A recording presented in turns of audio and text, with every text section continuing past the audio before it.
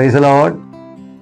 ഇന്ന് ലോകമെമ്പാടും good Friday കൊണ്ടാടുകയാണല്ലോ. പക്ഷെ ഇന്ന് മലയാളികൾക്ക് അത് ദുഃഖവെള്ളിയാഴ്ചയാണ്. പക്ഷെ യഥാർത്ഥത്തിൽ ഗുഡ് ഫ്രൈഡേ തന്നെയാണ്, നല്ല വെള്ളിയാഴ്ചയാണ്. അതിൻ്റെ കാരണം യേശുക്രിസ്തു മരിച്ചു എന്ന് പറയപ്പെടുന്ന ദിവസമാണ് ഇന്നത്തെ ദിവസം. അപ്പോൾ യേശുവിൻ്റെ മരണം നമുക്ക് ലാഭമാണ് എന്നാണ് ബൈബിൾ പഠിപ്പിക്കുന്നത്.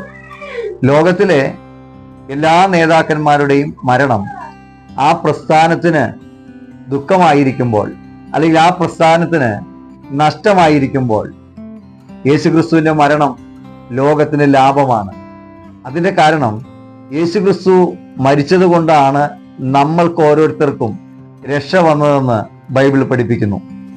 നമുക്കറിയാം, എബ്രായ ലേഖനം അതിൻ്റെ 2-ാം അധ്യായം അതിൻ്റെ 14-ാം വാക്യം ഇപ്രകാരം പറയുന്നു: മക്കൾ ജഡരക്തങ്ങളോട് കൂടിയവർ ആകൊണ്ട് അവനും, അതായത് യേശുവും, അവരെ പോലെ ജഡരക്തങ്ങളോട് കൂടിയവനായി മരണത്തിന്റെ അധികാരിയായ പിശാചിനെ തന്റെ മരണത്താൽ നീക്കി ജീവപര്യന്തം മരണഭീതിയാൽ അടിമകളായിരുന്നവയൊക്കെയും വിടുവിച്ചു.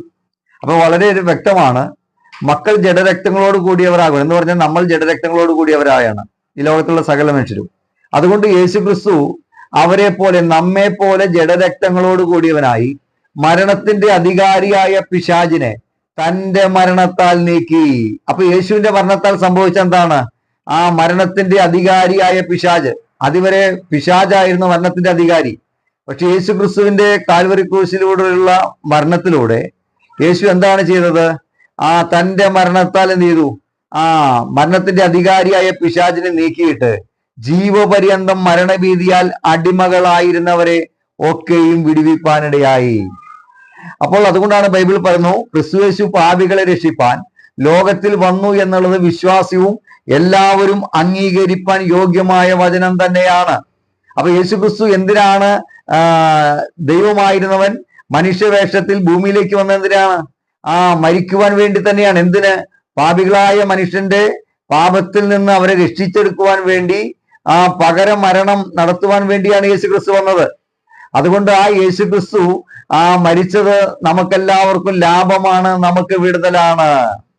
അതുകൊണ്ട് യേശുക്രിസ്തുവിൽ വിശ്വസിക്കുന്ന ഏവർക്കും രക്ഷയുണ്ടെന്ന് ബൈബിൾ പഠിപ്പിക്കുന്നു. യേശുക്രിസ്തു മരിച്ചത് എൻ്റെ പാപത്തിന്റെ പരിഹാരത്തിന് വേണ്ടിയാണെന്ന് നമ്മൾ വിശ്വസിച്ച് യേശുവിനെ കർത്താവായിട്ട് ഏറ്റുപറയുമ്പോൾ ആ രക്ഷ നമ്മളിലേക്ക് വരികയാണ്. രക്ഷ വിശ്വാസത്താൽ മാത്രമാണ്, പ്രവൃത്തിയിലൂടെ രക്ഷ പ്രാപിപ്പാൻ കഴിയത്തില്ലെന്ന് ബൈബിൾ പഠിപ്പിക്കുന്നു. അതുകൊണ്ട് ഇന്ന ദിവസം നമുക്ക് സന്തോഷം